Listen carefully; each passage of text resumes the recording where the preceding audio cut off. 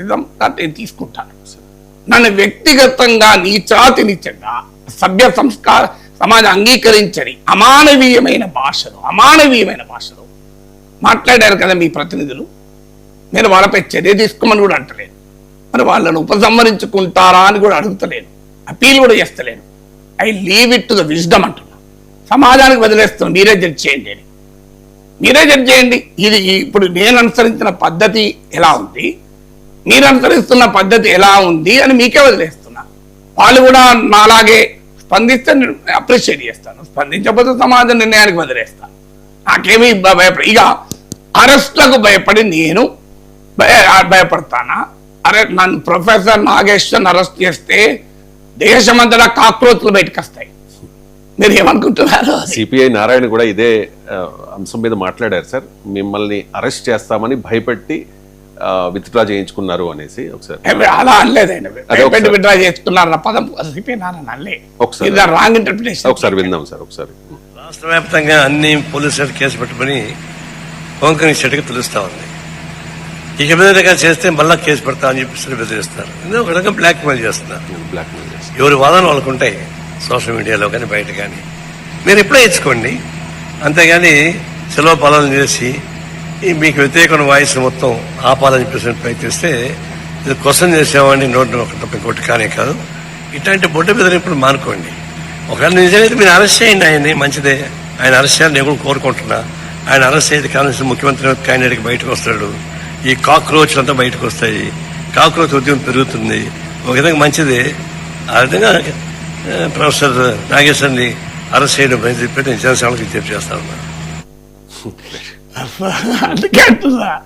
ఇప్పుడు నేను ఓపెన్ చెప్తున్నా, కాజా బ్లాక్ ను వేదాంతకి ఇవ్వడం తప్పన్నాను.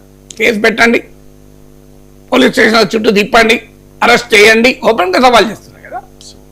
ఇలా రోజు విశాఖ స్టీల్ ప్లాంట్ మీద మాట్లాడాను, రైల్వే జోన్ మీద మాట్లాడాను, కేసులు పెట్టండి.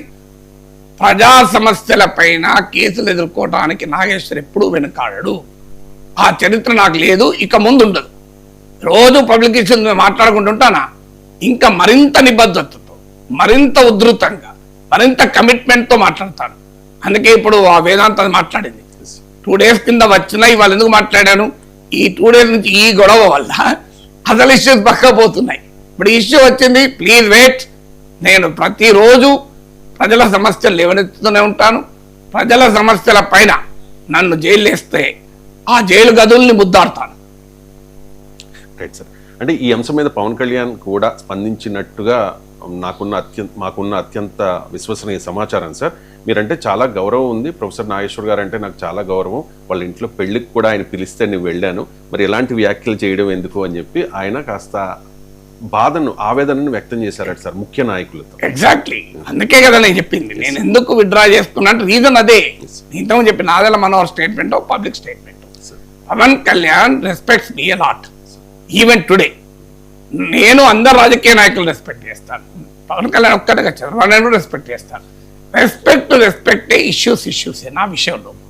కానీ పర్సనల్ లెవెల్లో పవన్ కళ్యాణ్ మీరు అడిగారు చెప్తున్నాను, నా కొడుకు పెళ్లికి ఇన్వైట్ చేశాను.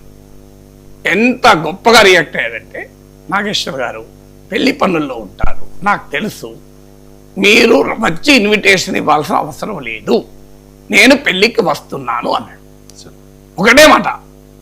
మ్యారేజ్కి వచ్చాడు, నా కొడుకు మ్యారేజ్. ఆ సెంటిమెంట్ కూడా ఉంది నాకు. దీనికి నేను మనిషిని కదా, నాకు హ్యూమన్ సెంటిమెంట్ కదా. సో ఐఎమ్ రియల్లీ సెంటిమెంట్ కొన్ని విషయాలలో.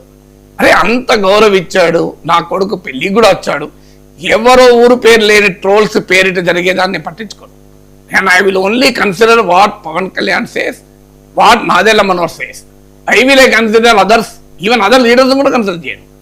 వాళ్ళిద్దరు మాట్లాడిన దాన్నే కన్సిడర్ చేస్తాను. అంత గౌరవంగా వాళ్ళు అడిగారు. ఓకే, పవన్ కళ్యాణ్ అంటే నాకేమీ అభ్యంతరం లేదు, గౌరవం ఉంది. ఈవెన్ ఆయన ప్రత్యేక హోదా మీద పెట్టినప్పుడు కూడా నన్ను పిలిస్తే నేను వెళ్ళాను అన్నాడు కూడా. నాగేశ్వర్ గారు ఓ రోజు మీతో కూర్చొని చర్చించాలి, మీ ఇంటికి కూడా వస్తానన్నాడు. ఇంకోటి కూడా చెప్తున్నాను, పవన్ కళ్యాణ్ ఓఎస్డీకి నేను ఫోన్ చేశాను, సార్ నాకు పవన్ కళ్యాణ్ ఇంటర్వ్యూ కావాలి అని. ఓఎస్డీ అన్నాడు, జనరల్గా ఒప్పుకుంటలేడండి, టైం ఉంటలేదు అన్నాడు. సో కానీ నేను సార్ని అడిగి చెప్తాను అన్నాడు. పవన్ కళ్యాణ్ అడిగితే, ప్రొఫెసర్ గారు నాకు కాదంటావా అన్నాడు. ఇది నాకు చెప్పాను, ఆశ్చర్యపోయాడు. ఫస్ట్ టైం సార్ నేను ఒక పర్సన్ ఇంటర్వ్యూ అడిగితే ఈ ఈ ఈ రీతిలో తన సమయాన్ని, ఎవరైనా పవన్ కళ్యాణ్ అంటే మామూలు వ్యక్తి కాదు కదా, డిప్యూటీ చీఫ్ మినిస్టర్, ఓ పార్టీ నాయకుడు, ఓ పాపులర్ సినిమా హీరో. సో ఆయన బిజీ అనుకుంటుంది కదా. సో నార్మల్గా బిజీ ఉంటారు అని అంటారు అనుకున్నాను. నేను సర్ప్రైజ్ అయ్యాను మీ పేరు చెప్పుడుతోనే. అయితే నాగేశ్వరరావు అడిగితే కాదంటామా ఇద్దామన్నాడు. అఫ్కోర్స్ నాకు సమయం దొరకలేదు, ఆయనకు సమయం దొరకలేదు, కాలేదు, మెటీరియల్స్ కాలేదు. So that is the respect he has for me. అందువల్ల నన్ను గౌరవించే వ్యక్తులకు విషయంలో నేను ఒక అడుగు వెనక్కేస్తాను, నన్ను అవమానించే వ్యక్తుల్లో 100 అడుగులు ముందుకేస్తాను. మీరు నిర్ణయించుకోండి, గౌరవిస్తారా అవమానిస్తారా, దేనికైనా సిద్ధమే. నాగేశ్వర్ చాలా గౌరవపూర్వకంగా మిమ్మల్ని విత్డ్రా చేసుకోమన్నారు, అంతే గౌరవంగా మీరు కూడా విత్డ్రా చేసుకున్నారు. సింగిల్ డేలో ఈ ఇష్యూకి ఫుల్ స్టాప్ పెట్టింది జనసేన అధిష్టానం. పవన్ కళ్యాణ్ కూడా శ్రేణులకు విజ్ఞప్తి చేశారు, ముఖ్య నేతలకు కూడా, దయచేసి ప్రొఫెసర్ గారి పట్ల అనుచితంగా మీరు మాట్లాడొద్దు, పోస్టులు పెట్టద్దు అని చెప్పారు సార్. ఈ వ్యవహారంలో అంటే సింగిల్ డేలో ఫుల్ స్టాప్ పడ్డంలో పవన్ కళ్యాణ్ జనసేన పార్టీ వ్యవహరించిన తీరు, మీ నిర్ణయాన్ని కూడా మీరు విత్డ్రా చేసుకోవడానికి కూడా పార్టీ స్వాగతించింది. అందుకే నేను చెప్పేది, నేను నన్ను సోర్స్ అడిగారు కనుక నేను కూడా సోర్స్ అడుగుతున్నా. మీకు పేటిఎం అంటే ఏంటి, ఎట్లా అని ఎవరన్నారు సార్ పేటీ? వీళ్ళు వాళ్ళ వెబ్సైట్ లో పెట్టారు, టీడీపీ వాళ్ళు. జనసేన వాళ్ళు కూడా పెట్టలేదు, నాకు గుర్తులేదు. జనసేన పెట్టలేదు సార్, నాకు గుర్తులేదు. అందుకే నేను